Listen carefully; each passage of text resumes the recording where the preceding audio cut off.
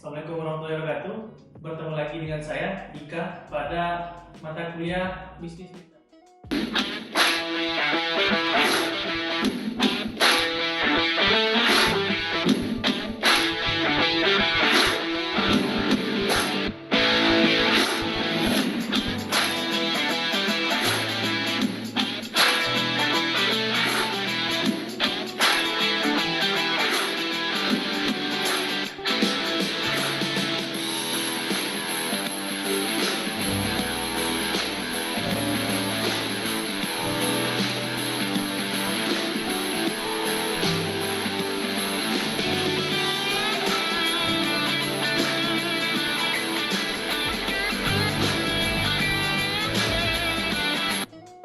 Kita akan mendiskusikan topik mengenai penetapan harga atau pricing.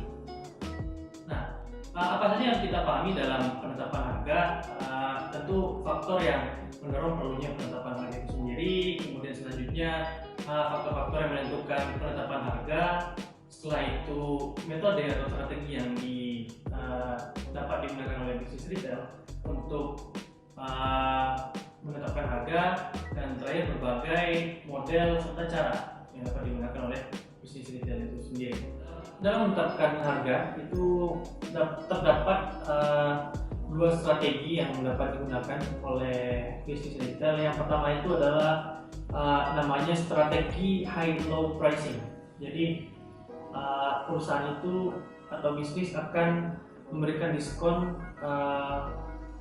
harga melalui promosi secara berkala. Misalnya ada pada waktu tertentu itu produknya akan dijual dengan harga diskon, tapi setelah itu tidak lagi, tapi ada produk lain yang di diskon. Nah, khususnya produk-produk yang baru. Itu untuk low pricing. Kemudian ada yang kedua itu namanya strategi everyday low pricing. Jadi bagaimana bisnis itu seolah-olah selalu memberikan harga yang lebih rendah daripada pesaing. Padahal sebenarnya strategi ini memberikan penekanan pada kontinuitas harga yang berada pada harga antara level harga non-sale atau tidak sale dengan harga diskon. Jadi ketika dia tidak ada diskon, harganya misalnya 100.000, ketika diskon harganya 75.000, harganya akan dijaga pada rentang tersebut, misalnya 80.000, 90.000 dan seterusnya. Nah, itu everyday low pricing. Sebenarnya kita tidak menjual produk yang murah, tapi memberikan harga yang lebih kompetitif saja. Tentu resikonya adalah mengurangi margin dibanding pesaing. Tidak apa? Kenapa? Karena strategi ini menjadi relevan karena dapat meningkatkan traffic dari jual beli bisnis retail itu. Selanjutnya di dalam bisnis retail tentu kita juga harus memahami bahwa jasa adalah bagian dari bisnis kita juga. Nah, dalam menetapkan harga jasa, untuk harga retail jasa itu kesulitannya adalah sulit untuk menentukan apakah jasa yang kita berikan itu bukan jasa yang dapat dibayar mahal atau tidak. Nah, tentu akhirnya konsumen akan berpatokan kepada harga saja. Orang-orang sering bilang untuk jasa yang mereka peroleh itu ada harga, berarti ada kualitas untuk setiap layanan yang diperoleh. Nah, ini seringkali dialami oleh bisnis retail yang hybrid, misalnya restoran seperti fast food tadi, McDonald's, KFC, Pizza Hut dan seterusnya. Kemudian hotel itu juga sulit. Setiap hotel hampir sama bagusnya, apa yang membedakan jasa mereka dibanding yang lain. Tentu itu harus kita pertimbangkan agar dapat menarik konsumen untuk mengkonsumsi produk atau layanan kita. Harga tiket pesawat ini juga sering jadi problem di pasaran. Tidak jelas indikatornya apa, yang penting seseorang sampai ke tujuan yang mereka inginkan itu sudah cukup. Kalau safety dan seterusnya terkadang sulit untuk diukur. Berikutnya berbagai teknik yang dapat teknik pricing ya, yang dapat digunakan untuk meningkatkan penjualan. Yang pertama itu ada namanya leader pricing. Leader pricing itu kita menetapkan harga produk tertentu lebih rendah agar menarik orang berbelanja ke tempat kita, sehingga dengan mereka mencari produk tersebut dengan harga yang lebih murah tersebut mendorong mereka untuk berbelanja produk yang lainnya. Jadi jika ada diskon misalnya yang sering kita temui di retail besar, itu yang sering diskon misalnya produk sehari-hari, minyak goreng harganya lebih murah atau murah sekali dibanding harga pasaran, itu akan mendorong orang untuk berbelanja. Nah tentu mereka ke tempat kita otomatis tidak hanya berbelanja itu saja, dan akan menarik mereka berbelanja produk-produk yang lainnya, dan akhirnya traffic penjualan akan meningkat. Nah itu teknik leader pricing. Jadi ada produk yang memang diumpankan untuk mendorong orang berbelanja ke tempat kita. Selanjutnya adalah price winning.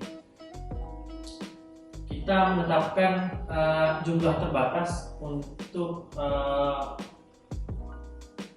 saya ulangi, kita menetapkan harga tertentu pada jumlah tertentu untuk produk tertentu.